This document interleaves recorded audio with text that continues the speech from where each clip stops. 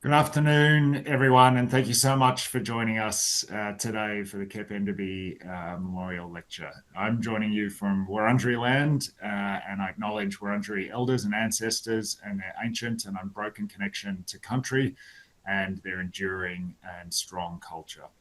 It's a pleasure to welcome you to this webinar where we'll be marking 50 years of the Racial Discrimination Act and focusing on racism in workplaces.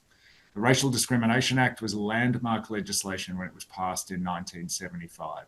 Since its introduction, it's played a vital role in progressing racial equality in our nation. It's given people a voice, a legal pathway to challenge discrimination, and a framework to promote fairness and dignity. But it's not as effective as it should be. The fight against discrimination cannot rely solely on reactive measures. It cannot rely solely on individual people having to take action to address injustice. We need to ensure that our discrimination laws have a strong focus on prevention, stopping the harm before it occurs.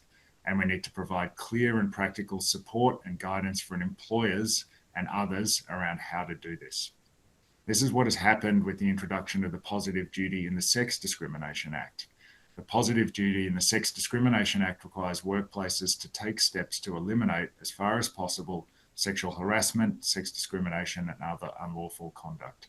It requires workplaces to take meaningful, proactive action to create safe, healthy, respectful workplaces where sexual harassment and sex discrimination is prevented. The same change is required in the Racial Discrimination Act to proactively prevent racial discrimination. And this will be explored further in our address and our stellar panel today. I'd now like to hand over to Michael West from the Metropolitan Local Aboriginal Land Council for the Welcome to Country. Thank you. I'd like to say Bajari Gamarua. G'day everyone. That we're streaming to acknowledge all the different countries and communities that we're streaming to, and also if they're watching at a later date. I was just in an event to do with people with disability and about people's rights. We were talking about that. It's so important about respecting people, treating people with dignity, as we always should. And also, I was thinking we had a bit of a yarn about how there was a time with people with disabilities were basically locked away.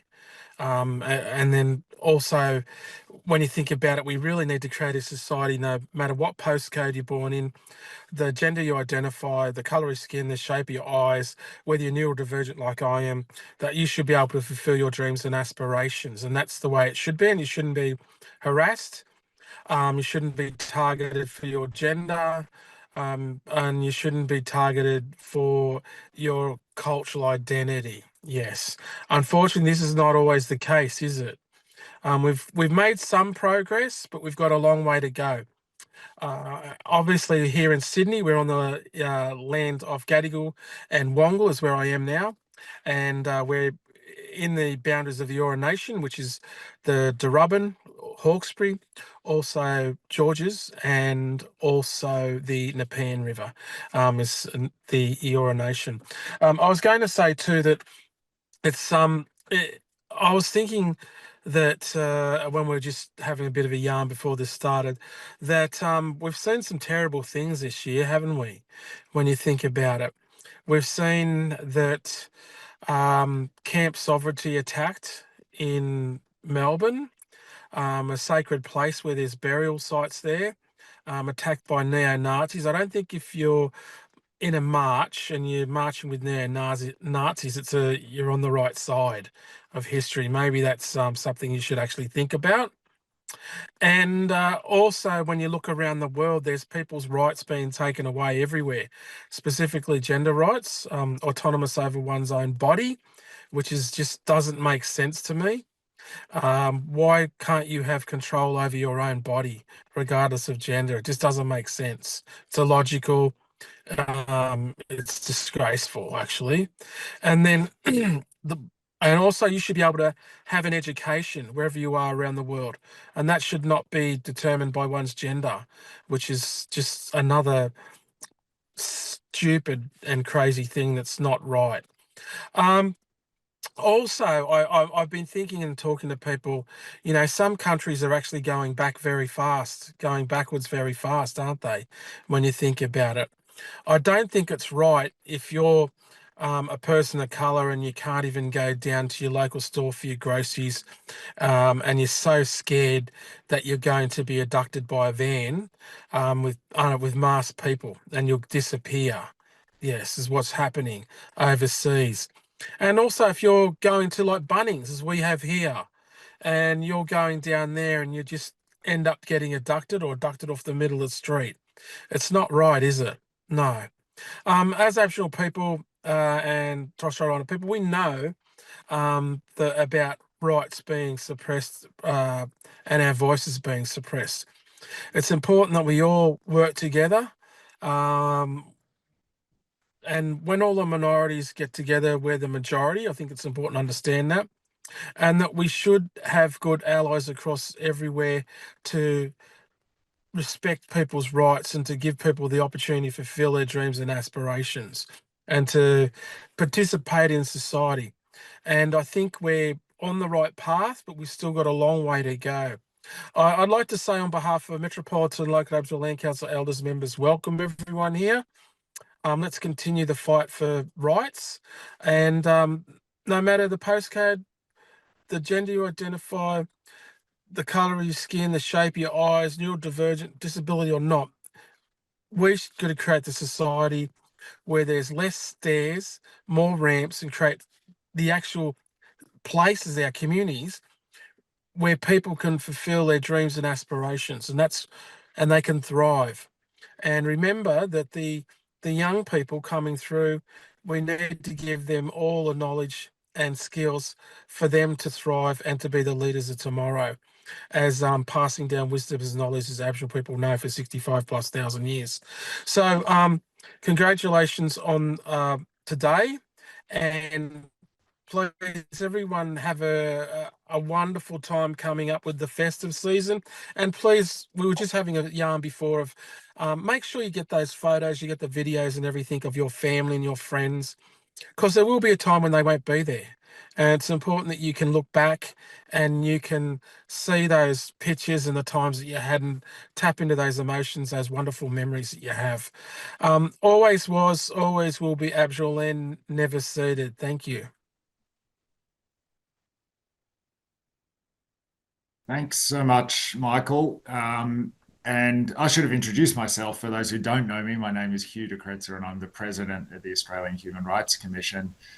Thanks for your welcome to country, Michael. Because I'm in Victoria today, I just wanted to acknowledge the incredible progress that has happened here, the Aboriginal leadership in terms of self-determination, setting up the First Peoples Assembly of Victoria, and having it function so effectively to represent the interests of First Peoples here, the leadership from the Victorian government on truth-telling and treaty, and the progress around the treaty legislation. It is inspiring and sets an example for the rest of the country about what we can do in terms of reckoning with injustice and remedying that injustice. My most important job today is to introduce my colleague and friend, Giri Sivaraman. Giri Sivaraman commenced as Australia's Race Discrimination Commissioner in March last year. Prior to becoming Commissioner, Giri was a principal lawyer with Maurice Blackburn, where he led the firm's Queensland Employment Law Department, running state and national race discrimination cases. He was previously the chair of Multicultural Australia and a member of the Queensland Multicultural Advisory Council. He's a fantastic leader and thinker and an absolute champion for equality, and it's an honour to work alongside him. Last year, Giri and his team developed and launched the Commission's National Anti-Racism Framework. The framework's a roadmap for eliminating racism in Australia with 63 recommendations across health, education, government, the justice system, and more. And it was developed through extensive consultation with communities, experts, and stakeholders. And importantly for today's discussion, the framework has recommendations for ensuring our workplaces are free from racism. Employers need to look beyond mere compliance to taking proactive steps to foster safe, respectful, and healthy workplaces for everyone. To hear more about this, please welcome Australia's Race Discrimination Commissioner, Giri Sivaraman. Over to you, Giri. Thanks very much, Hugh. Thanks very much, Michael, for that welcome to country and acknowledgement of country. For me, I want to acknowledge that I'm on the the lands of the Turrbal and Yagara peoples here, the traditional custodians, and I pay my respects to elders past and present, and extend those respects to any Aboriginal and Torres Strait Islander people that might be on the call.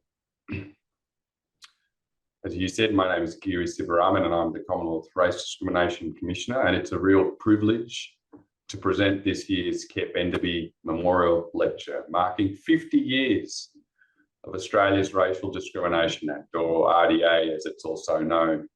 And I just want to especially thank my advisor, Naz Jacobs, who helped write the speech. If you cast your mind back 50 years, the passing of the RDA was a powerful moment in Australian history. It came just after the abolition of the White Australia policy and was a pivotal milestone in our journey to a better society.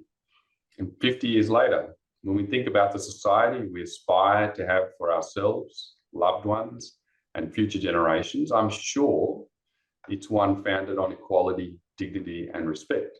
These are the values that the RDA was predicated upon. These are the values we promote and hold dear as a society. But to be denied equality, dignity, and respect is also central to the experience of those who are targeted by racism. And for me, as a non-Indigenous person, as someone who's experienced racism and is leading anti-racism work, it is important to understand the difference between the racism targeted at someone like me and that which has been targeting First Peoples on this continent for 238 years. Racism targeting First Peoples is also a denial of equality, dignity, and respect. But in addition, it is a denial of self-determination and sovereignty, which has included the taking of their land by settlers before me, and I, as a settler migrant, have benefited from that denial of sovereignty. I've benefited from that racism, from the taking of their land. Therefore, it's a very small but important thing for me to acknowledge on one country. It's not tribe, not formality, it matters. It's about bringing us together. And it is why there can be no racial justice on this land without First Peoples justice. But if racism is the denial of respect, then fighting against racism in all its forms is an act of respect, a respect for the right of all of us to be treated fairly, to feel valued and safe, no matter what we look like or where we've come from. And the Racial Discrimination Act has made many strides towards this vision. But as we gather here today, we must also recognise how much further we must go. Our consultations showed that racism manifests in all aspects of people's lives in Australia. It is an uncomfortable truth that we need to face as a nation. It is embedded within our society and institutions, and it often surfaces in that environment where many of us spend most of our daily lives, our workplaces. And yes, racism can involve slurs, name-calling, bullying, but it's much more systemic than that. If we only understand racism in its overt or interpersonal forms, it can be easy to overlook the less visible ways racism impacts people's lives and to say it isn't happening. It can also be easy to say that we aren't part of the problem because we aren't saying or doing racist things to other people. But when we understand structural racism, we know that we also have a responsibility as individuals to actively dismantle the racism in the institutions and systems we are part of. But to make this a lot clearer to you, to bring it to life, I want to tell you a story, something to give you context. Everything I tell you now is true. It's all drawn from different stories, and some of these are from people I represented during my time as an employment lawyer. And when I thought back to some of these experiences and stories, it was actually upsetting. It brought back a lot of the pain that I had heard from others. So this is a story about Raj, which is a pseudonym. He's a successful qualified engineer in Nepal. He wants to differentiate himself from other engineers in Nepal, so he applies for a postgraduate course in Australia. He can't defer fees as an international student, so his family mortgage their home, borrow from other family and friends to scrape together the funds to support his study. Raj migrates to Sydney with hope, excitement, fear, same as all of us that are migrants. He has to find work straight away as he doesn't qualify for any kind of income support. It's really difficult to find jobs that accept his overseas qualifications, and most of them demand Australian experience. And due to his visa, he's restricted to working 24 hours a week. Most of the job ads he sees in his sector only want to fill full-time roles. The few part-time ones he applies for, he doesn't even get an interview. So Raj ends up doing Uber Eats deliveries on a bicycle. It's a big difference from his former job as an engineer in Nepal and a blow to his self-esteem. But he's just glad he'll be able to keep a roof over his head and food on the table. Unfortunately, a few months in, he gets into an accident while riding, and his neck injury means he can't keep working as an Uber Eats delivery rider. He doesn't have access to Medicare. He can't afford treatment for his neck.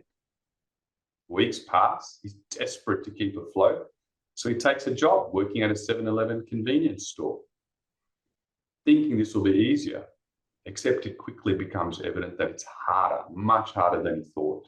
His neck gets worse due to stocking shelves.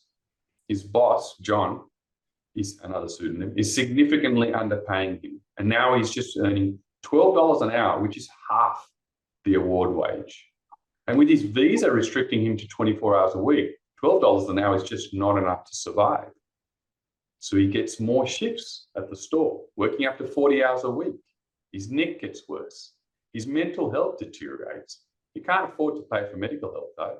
There is a free clinic on campus, but when he attends, the person doesn't seem to understand Raj's family circumstances and background, and Raj leaves without getting help. He asks John to move one scheduled shift so he can take just one day off to celebrate Diwali, as he's Hindu. But John shuts down the conversation and says to Raj, don't expect any special treatment. Now Raj is struggling to keep up with his studies while working long hours. And feeling unwell, he fails one of his uni exams. He asks his tutor for assistance and is told, go and do courses on improving English as a second language. That'll help. Deeply worried, he tries to talk to John about his wages. He doesn't know all of his rights as a worker in Australia, but he does know he's being underpaid. But John says to him that he will call the Department of Immigration and have Raj deported for breaching his visa conditions if he complains. So then Raj realizes his only option is to stay silent. And the weight of carrying his family expectations and the money they spent on him is like a huge boulder on his shoulders. But as the months pass, this becomes increasingly unsustainable. He's now missing classes to work. He's failed so many exams, he's at risk of being removed from the course and therefore losing his study visa. It's compounded by the university's failure to give credit for subjects he completed in Nepal. Anxious and scared, he finally gathers the courage to make a formal report about his underpayment, seeing it as his only way out. But the threat from the boss materializes. Instead of authorities focusing on John's unlawful wage theft and the impacts on Raj, their concern is that he's been working in breach of his visa conditions with more than 24 hours. So he's sent to immigration detention and then deported back to Nepal. He returns home shattered to an equally shattered family. Like I said, everything I said there was true. I represented over 100 7-Eleven workers. I remember having workers in my office crying at the thought of telling their families that they had failed their exams and they'd have to come home. It's not something you forget. But one of the things you might see from this story is that throughout Raj's experience, there was no overt racism. He wasn't subject to direct racist name calling or bullying. Well, that is the experience of some. But what went wrong? It wasn't just one thing, but a system of things. It was racism embedded in our structures that created barriers to Raj's inclusion and success and harmed his well-being. It was racism implicit in the system that rejected his qualifications and professional experience because they were not Australian, sending the message that Nepalese qualifications and experience are inferior. The visa system's differential treatment towards migrants restricted his access to working hours, making a statement about who should have the right to earn a decent living. Then forced into precarious work, he was left with the threat of victimization if he dared to speak up about unlawful treatment, because it was implicit that his voice, his suffering, didn't matter. And in fact, by pushing through this and finally deciding to speak up in the hopes that just maybe he could find justice, he only confirmed his voice and suffering didn't matter. And he was deported, demoralized, with an